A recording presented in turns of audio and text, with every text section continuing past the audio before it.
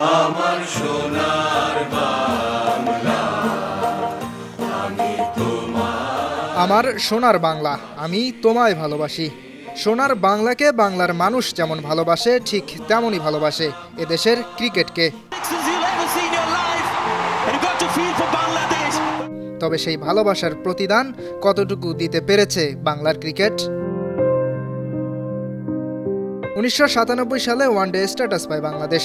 এরপর থেকে একের পর এক আইসিসি টুর্নামেন্ট খেলেছে দেশটি, তবে অর্জনের ঝুলিটা একেবারে খালি। 1999 সালে বাংলাদেশ প্রথমবার ওয়ানডে বিশ্বকাপ খেলে। টি-20 বিশ্বকাপ খেলছে 2007 সাল থেকে। সীমিত ওভারের আসরটি চালু হয় সে বছর। দুই ফরম্যাট মিলিয়ে এখন পর্যন্ত বাংলাদেশ অংশ নিয়েছে মোট 15টি বিশ্বকাপ আসরে, অথচ একবারও নকআউট পর্বে জিততে পারেনি, আর টি-20তে নকআউট স্টেজেই পৌঁছাতে পারেনি।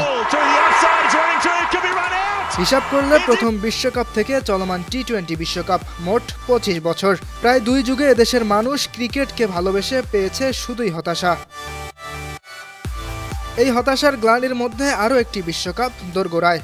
শনিবার ভোরে শ্রীলঙ্কার বিপক্ষে ম্যাচ দিয়ে শুরু হবে টাইগারদের বিশ্বকাপ যাত্রা। তবে টি-20 বিশ্বকাপে বাংলাদেশের যা অর্জন, তাতে খুব বেশি প্রত্যাশা হয়তো থাকবে না দর্শকদের। কিন্তু ক্রিকেটের প্রতি বাংলার মানুষের যে প্রেম, সেখান থেকে আসা। এবার অন্তত কিছু করুক বাংলার টাইগাররা। ইয়াসির আরাফাত সবুজ, 52 টিভি। যাও এগিয়ে আমার বাংলাদেশ।